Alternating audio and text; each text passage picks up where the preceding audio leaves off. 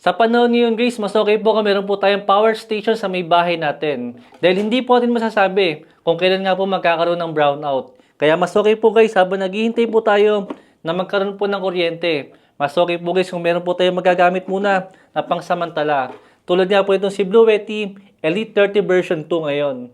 Kaysa bumili po tayo guys na napakaraming mga power bank na napakamahal din po nang aabutin natin kung sakaling bibili po tayo niyan. Bakit hindi pa po tayo rumekta? Dito nga po sa may isang portable power station natin. Dahil yung mga power bank nga po na yan, guys, malaking halaga din po yung uubusin natin. Kung sakaling mag-iipon po tayo, naaabutin po ng 10,000 pesos. Pero dito po guys kay Blue Yeti Elite 30 version 2, guys, makakagamit pa tayo ng mga appliances nga po sa bahay. Dahil yung mga power bank natin, marami kang power bank, pero hindi mo yan magagamit kung sakaling appliances na po yung gagamitin natin.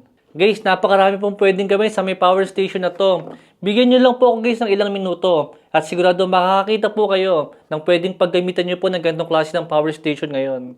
Dito po muna tayo sa may obvious. For example guys, meron po tayong computer sa bahay. Mas okay po na dito na lang po ito siya irekta sa may power station natin. Dahil kung sakaling nga po magkakaroon ng brownout, hindi po tayo kakabahan na mamamatay po guys yung mga ginagawa ating mahalaga.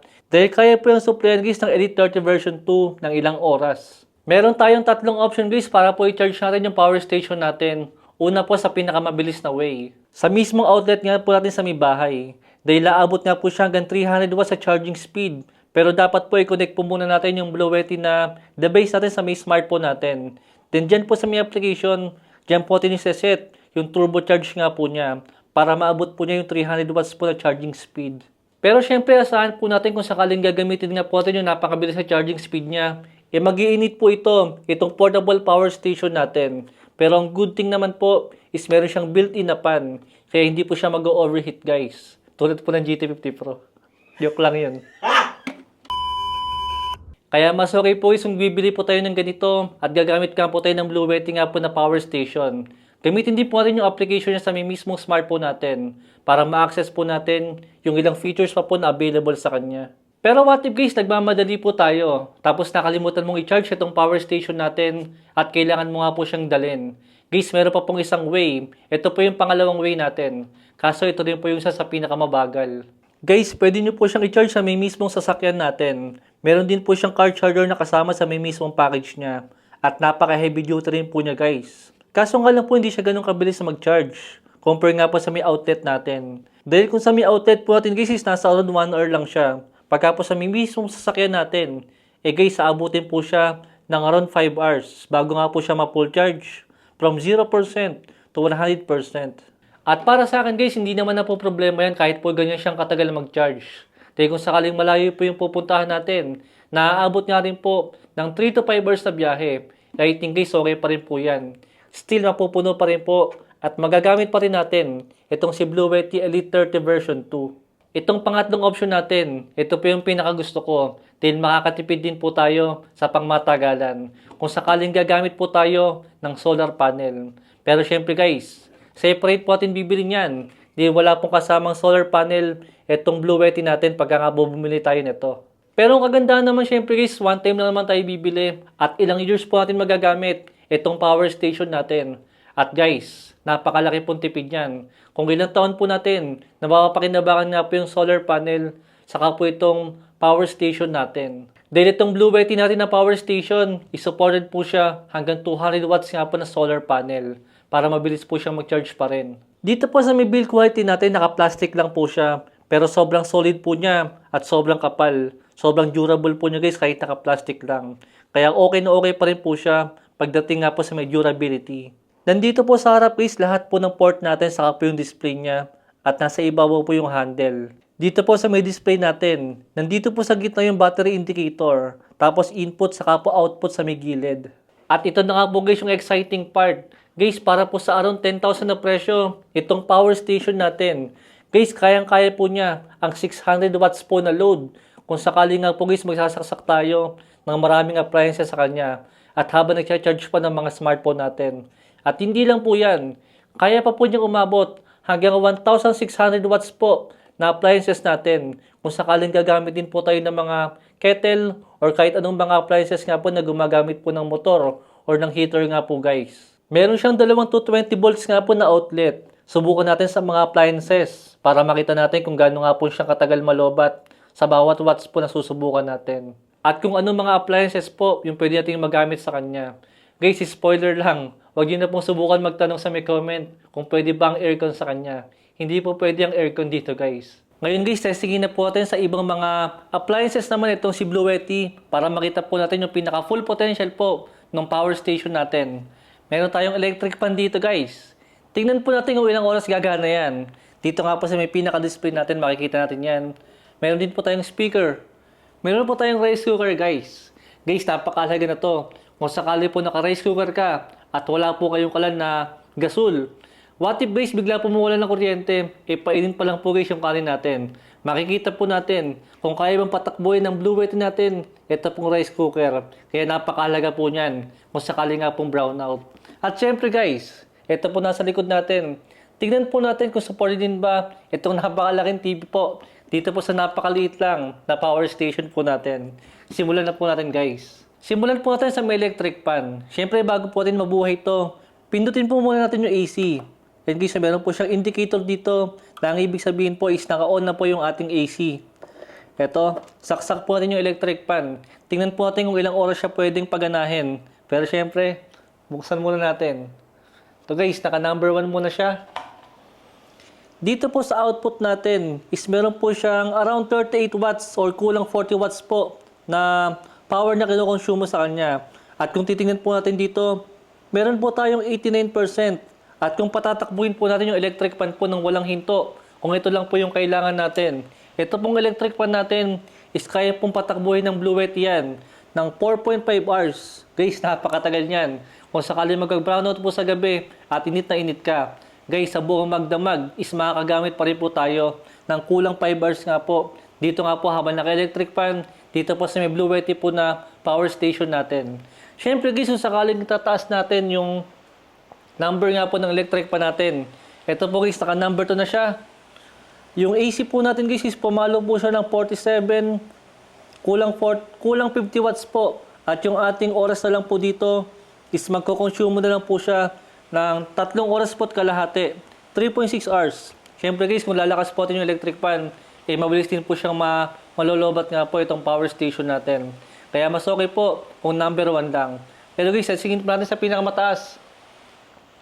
Ito guys, naka number 3 na po yung ating electric fan. At kung mapapansin po natin, pumalo na po siya ng kulang 60 watts po. Nalakas nga po ng output natin. At dito po sa may oras natin, isaabutin na lang po siya ng 3 hours na lang po. Kaya kung sakaling electric fan lang po guys, mas okay po kung number 1 lang para makatipid po tayo sa kuryente. Ito siya guys, bumalik na po siya. Naging 4 hours na po siya and 4.4 hours. At yung watts din po natin is mababa na po yung wattage na kinakain niya. Dito nga po sa may Bluetti natin na power station. Mag-testing pa tayo guys ng ibang mga appliances. Patayin na natin to. Dito naman tayo sa may rice cooker guys. Ito po yung napakahalagang tanong sa akin kung gagana ba siya. Saksak na po natin. Ito, nakasaksak na yun, nakailaw na. Tingnan natin kung ilang watts siya. Ito pong rice cooker na gamit namin guys is maliit na rice cooker lang po siya. At kumukonsumo po siya guys ng 32 watts. At kung sakali nga po na matagal tayo magluluto sa kanya, isaabutin pa siya guys ng kulang 5 oras. Guys, napakalaking bagay niyan. Kahit po walang kuryente sa atin at wala kang gasol, is makakapagsaing pa rin po tayo. Dahil okay na okay po siya dito. Dito nga po sa may portable na power station natin. Eto pa guys, mas okay kung makita rin natin kung sakaling manonood ka ng TV at inip na inip ka at walang kuryente sa atin. Isaksak mo natin guys yung TV na to na 75 inches. Tingnan po natin kung gagana siya. Ayan guys, nakasaksak na At yung remote natin, buksan na natin yung TV. Guys, kung mapapansin po natin, siguro kasabihan po sa mga matatanda, tanggalin daw po natin yung saksak kahit hindi po ginagamit yung appliances natin or yung TV natin dahil kumukonsumo daw po siya. Ito po yung sagot guys. Ito siya guys, kung mapapansin nyo po, kumukonsumo pa rin po siya ng around kulang 15 watts. Guys, maliit lang yan. Pero still po kumukonsumo yan sa may kuryente natin. At kung mapapansin nyo nga po, yes guys, itong 75 inches sa TV natin is napagana po yan ng napakaliit lang po na power station natin. At dito naman po sa may watts natin, Ito po guys yung watts na inabot niya. Nasa around 100 watts po yung kinakain po ng kuryente ng napakalaking TV natin. At dito po sa may oras natin guys, is kaya po niyang patakbuhin ng 2.3 hours. Ibig sabihin guys, makakapanood pa tayo ng isang movie bago po natin malobat itong power station natin. At yung battery po natin ng mismong power station is meron po siyang 87%. Ibig sabihin guys, how much more kung 100% yan. At kung maliit lang po yung TV natin, hindi pa rin po tayo mamamroblema kahit po brownout sa atin guys. Ngayon guys, tulad nga ng sabi ko kanina, ito pong power station natin is kaya po niyang umabot hanggang 600 watts guys. Ang problema lang po guys is dalawa nga lang po yung outlet natin dito para nga po sa may TV natin. Guys, try natin magsaksak ng extension. Ito po yung extension natin. At yung ilaw po natin guys is dyan po nakasaksak sa may extension. Kaya hindi po siya gumagana. At isasaksak po ngayon sa may power station natin. Okay guys, gumana po yung ilaw natin at yung TV natin at yung watts natin dito. Mukhang mas malaki po yung kinain ng watts niya. Umabot po siya hanggang 175 watts. Siyempre, expect na po natin na mas magiging mabilis siyang malobat. Pero ang pinakamahalagang tanong nga po dito na nasagot natin is kaya po niya guys hanggang mataas na watts. Isaksak natin yung electric fan. Tingnan natin kung kaya pa niya. Ayan guys, so gumana pa rin yung electric fan natin na nakasaksak sa may extension. At itong extension natin is nakasaksak po sa may power station natin. Then, try pa natin yung rice cooker guys. Dahil umabot na nga po siya ng 200 watts. Ito pong output natin. Saksak pa natin to. Ayan guys, so kaya pa rin niya. Umabot na po siya ng around kulang 250 watts. Ayan guys, namatay na yung TV natin. Hindi dahil hindi niya kinaya, dahil nag-powers na siya. Ayan, di ba? Pansinin nyo. Yung TV natin, yung rice cooker natin, yung ilaw natin sa taas. Saka kung sakaling mainitan ka, meron pa tayong electric fan. Para po sa napakaliit lang po na power station. Pero syempre, ang tanong dito, sa magkakasabi na yan, ang isang isasakripisyo po natin, is yung tagal naman po niyang gumagana. Ito po siya. Kaya po niya patakbuhin to, yung TV natin, yung rice cooker, yung electric fan, yung ilaw natin. Ang problema po, kulang isang oras na lang po yung aabutin sa kanya. Pero syempre guys, sa panahon nga po ng brownout, syempre piliin lang po natin yung pinakamahalaga nga pong ginagamit natin. Syempre ang pinakamahalaga dyan is electric fan sa gabi at yung rice cooker nga po para makapagluto. Yung TV guys, depende na yan sa inyo. Kaya mas okay po na patayin natin lahat. Mas okay po guys kung talagang pang emergency lang siya. Dahil kung ayan, walang electric fan, walang ilaw at walang rice cooker, gusto mo TV. Eh guys, yung watts natin is tataas na yan. No? Tatagal na yung ano natin. Yan, bumaba na siya guys. Umabot na lang siya ng kulang 100 watts. Yung power station nga po natin at yung ating oras dito bago siya malobat is mas matagal na nga rin po na umabot nga po ng 2 oras na. Guys, pinakita ko lang po sa inyo yung kakayahan nga po na napakaliit na power station natin.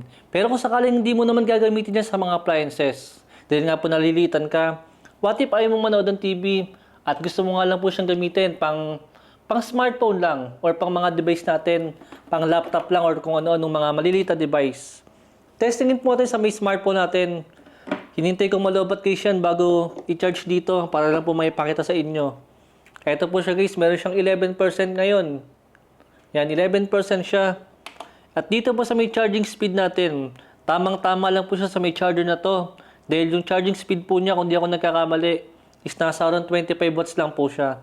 At yan lang po guys yung binibigay na wattage nga po ng mismong power station natin. Dahil mabagal na naman guys itong charger na ginagamit ko nga po. Pero dito po sa may mismong power station natin, ang nakalagay dito, meron po tayong 81% sa ngayon. Dahil nagamit na po natin kanina. At dito po sa tagal niya, is meron pa siyang 5 hours and 5.6. Ang ibig sabihin siguro ganyan guys is 5 hours and 30 minutes. Ganyang katagal pa po natin magagamit yan. Kung i-charge nga po natin yung smartphone natin. Kaya ang ibig sabihin po guys, makakalimang full charge pa po tayo dito po sa may smartphone natin. Gamit nga po itong Blue Yeti na power station natin dito po sa may 81% na battery na natitira sa atin dito. Guys, nung mainit po yung gera sa Iran, marami po nababalita na baka daw po magkaroon ng brownout. Hindi niyo po alam guys kung gaano katagal ako nagre-research at kung gaano katagal ako naghahanap ng power station. Ang ending di po ako nakabili dahil hindi ko po alam kung ano ba yung tamang bilhin nga po na power station. At salamat po kay Blue Yeti. Nagpadala nga po siya ng Elite 30 version 2. At ngayon ko lang po na-realize kung gaano nga pong kahalaga ang power station ngayon. Hindi po ako binira ni Blue Yeti dito guys para gawan nga po ng review itong product po nila. Sadyang yung mga sinabi ko po dito is ito lang po yung mga na-experience ko dito po sa pinadalang product nila guys. Dahil para po sa akin yung ganitong klase ng device ay dapat automatic po na meron tayo sa bahay na para pong isang electric fan. Dahil hindi po natin alam kung kailan po natin siya magagamit. At kung sakaling meron tayo na to at nagkaroon po ng emergency, guys, napakalaking tulong po ng power station po na ganito. How much more po kung meron tayong solar panel na nakasama nga po sa kanya. Dahil ang isang malaking tulong nga rin po ng ganitong klase ng power station, guys, makakapag-wifi pa rin tayo. Dahil pwede nga po natin siya isaksak dito guys. At kung wifi lang po yung gagamitin natin, sigurado nga abutin po yan ng napakatagal na oras bago po natin malobat to. Then sa may presyo naman nga po niya, guys, naglalaro po yung presyo niya sa around 10,000 to 13,000 nga po na presyo depende sa may sale niya. Nandyan po yung link natin sa may description. Saka po sa may comment section kung gusto nyo nga po mag-order ng device na to. Yun lang po guys, palike na lang po yung video natin kung sakali nakatulong po sa inyo. Thanks for watching.